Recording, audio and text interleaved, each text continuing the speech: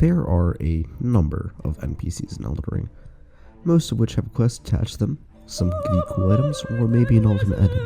One NPC concerns me today, however, and that's Fia. Throughout Fia's quest, you learn about her role as a deathbed companion, and her goal to be with Godwin, as well as those who live in death. You follow her into the deep root depths, and when you speak to her, bingo. As a gamer, I know of two main things that we struggle with: touching grass and touching women.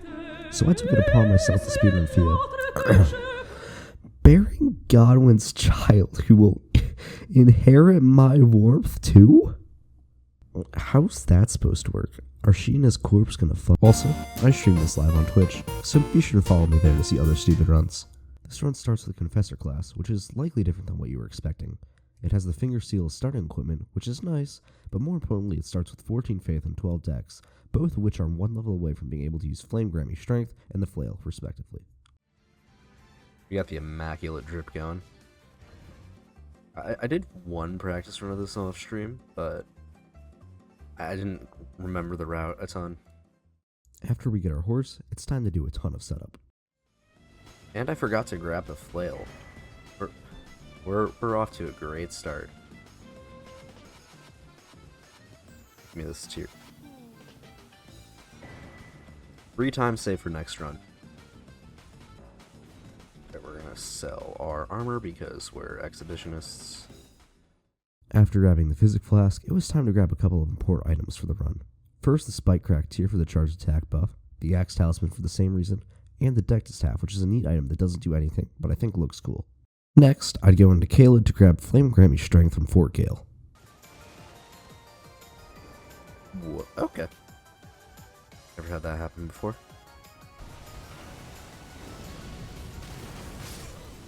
Well, that works too.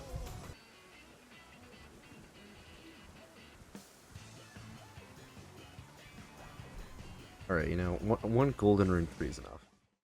Now, with the other Deck Staff, I can combine them and throw it like a frisbee.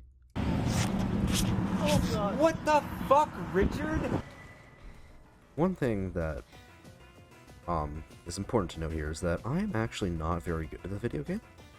Instead of, you know, pumping my stats into things that actually do damage, I'm just going pure vigor the entire run. Mostly so I can actually finish it. Okay, now we got Crackblade, warp back to Gatefront, because I'm stupid. And then we're gonna grab the flail.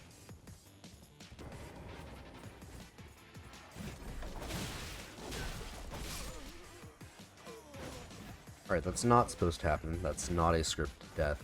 However, I am perfect, I can do no wrong, and that is 100% the game's fault, 100% of the time. It was probably faster to warp to Stormhill Shack, but 3 times save for next run. The reason that I picked up the flail earlier was so that I could execute this nice skill on Bogger in order to get the Iron Balls, which I chose because of the weakness Valiant Gargoyles has to strike. Gotta get this because you need the Curse Mark of Death. Can you imagine how much this game would suck if there was just like, maybe there was a fog gate that door there, just some like super hard boss, so you had to fight a boss either way. Smithing Stone Miner's Bell Bearing 2. I made sure to grab this Grayson Dragon Barrel earlier so I could do this. 40. Jeez, baby! This run's actually slower on current patch. You get the nice delay when upgrading your weapons.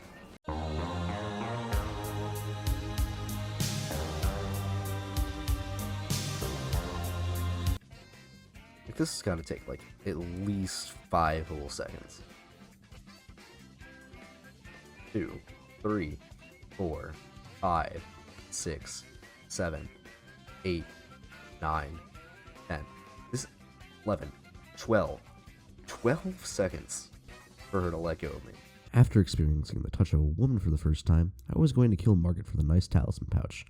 After this, I'd go through Carrion Manor because I actually need to complete a sizable chunk of Ronnie's quest. Alright, then we're gonna head back down. And I discovered it is faster to send the elevator back down and then just jump so you don't die. I don't think I rested out of Grace in Altus, so the Radon Festival hasn't started yet. 3 times save for next run. Another required step is killing Radon, which gives access to Nokron. Not only will this allow the completion of Ronnie's quests, it's how I will be accessing deeper depths. Now, this boss was giving me a bit of trouble during practice, so expect this to take a couple attempts. Oh my god. I hate that move so much. I also don't like how most of the companions feel that it's necessary to just get like immediately bodied by Radon, just as meteor. Like I'm not really a fan.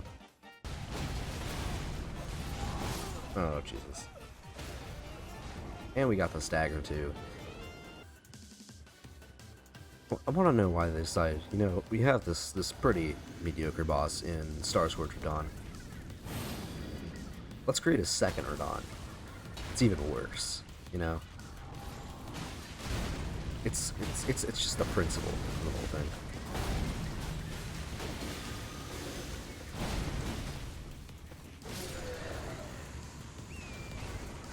There we go. You know, you can't go wrong with 40 vid. Like, I don't think it's possible.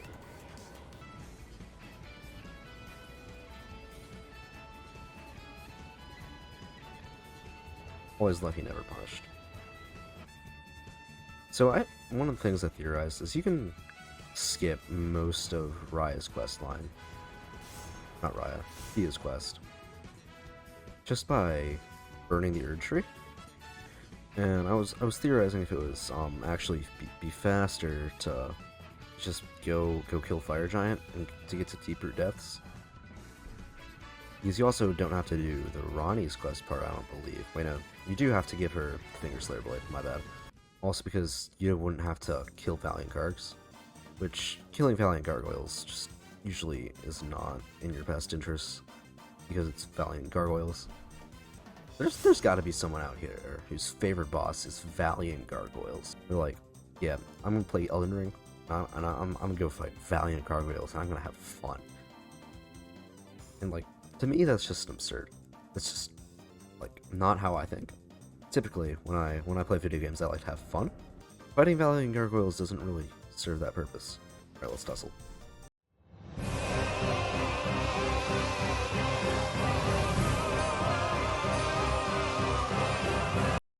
I'm out here just straight vigor in it.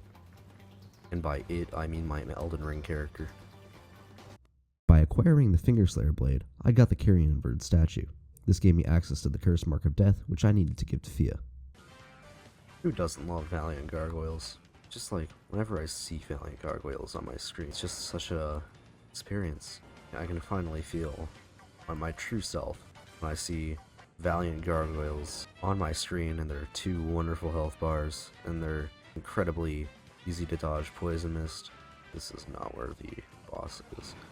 Free time save for next run.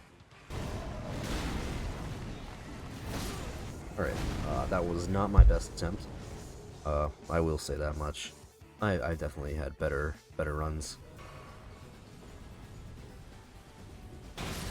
Let's go! So stressful. It's looking like sub 2 might be possible.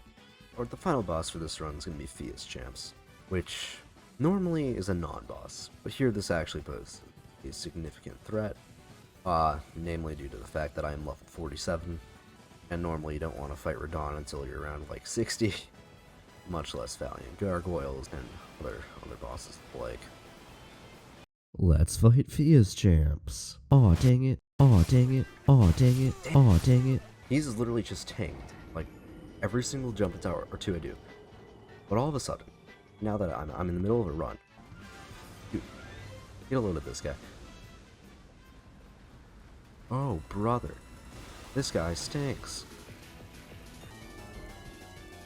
I don't even care about the drip, okay.